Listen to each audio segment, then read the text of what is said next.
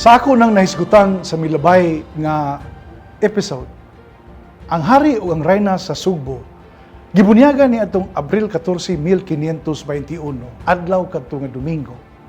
Uban kanila ang mga 8 kagatos nilang ginsakpan. Nahitabo kini kay ang tao nga wa pa mabunyagi, mao lamang ang makadawat sa bunyag.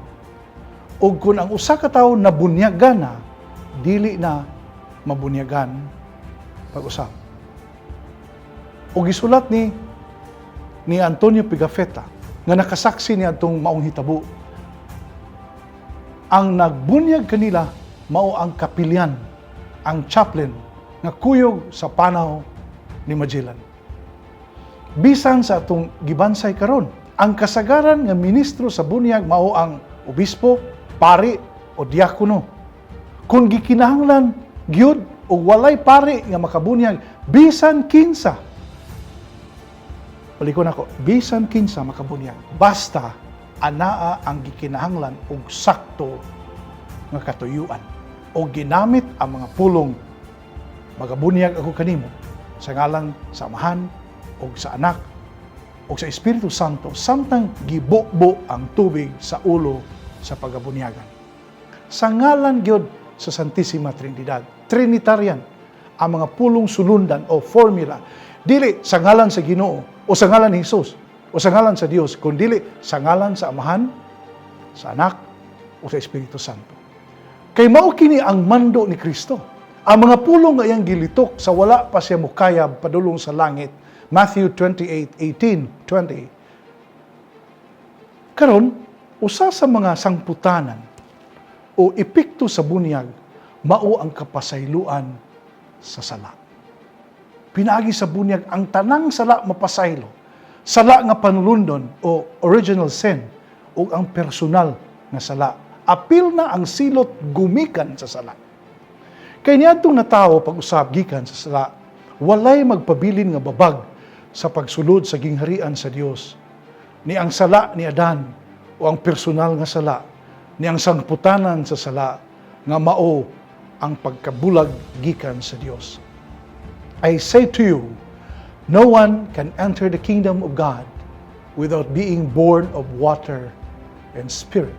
John 3:5-7. Madungog usab ni nato ni San Pablo sa iyang pagkakabig sa pagtuo. Nadungog ni San Pablo, get up and have yourself baptized and your sins washed away. Acts 22:14-16.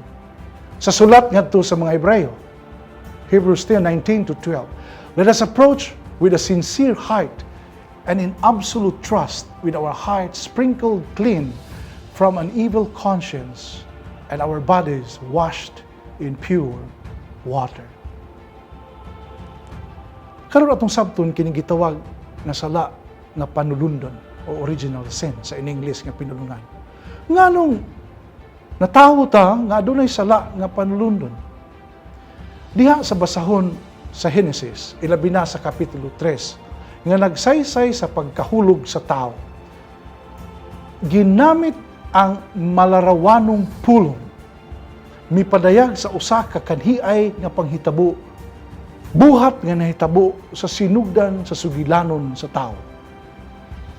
Mabasa nato ang kinatibuk ang tawhanong kasaysayan nga minarkahan sa unang kasaypanan nga gawas nung gihimo sa atong unang mga ginikanan. Ang tanang tao na dahig sa sala ni Adan. Dayag kaayo kini sa pagsabot o gisulat ni San Pablo.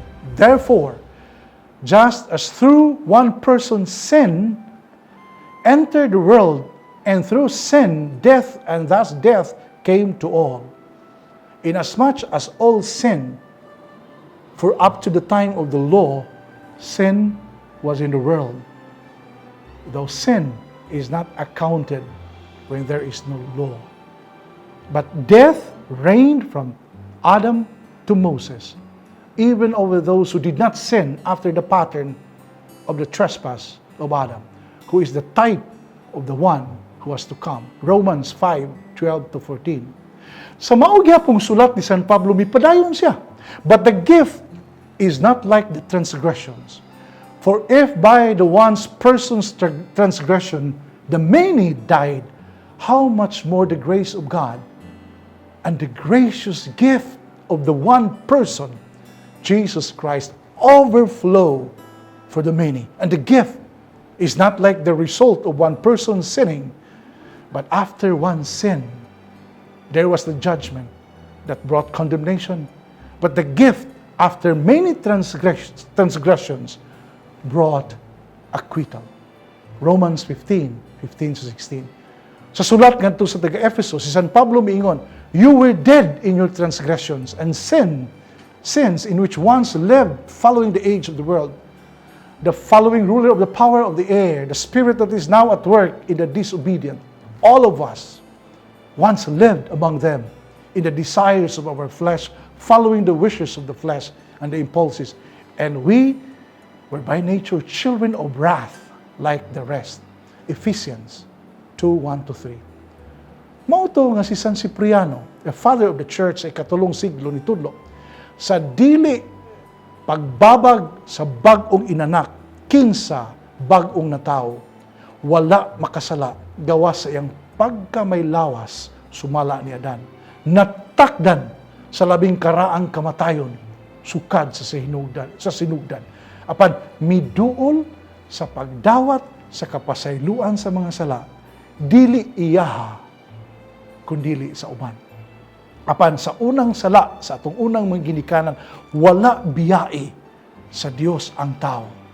Ang Dios sa iyang katingalahan nga mga pamaagi, nagsangyaw sa umaabot nga kadaugan o ang iyang pag-uli human sa pagkahulog sa tao. Kini atong mabasa diha sa basahon sa Genesis, ang unang ebanghelyo, the proto-evangelium, ang unang pagsangyaw sa Mesiyas ug manluluwas, sa away sa serpente o sa babay o sa kadaugan sa mga sumusunod sa maong babay.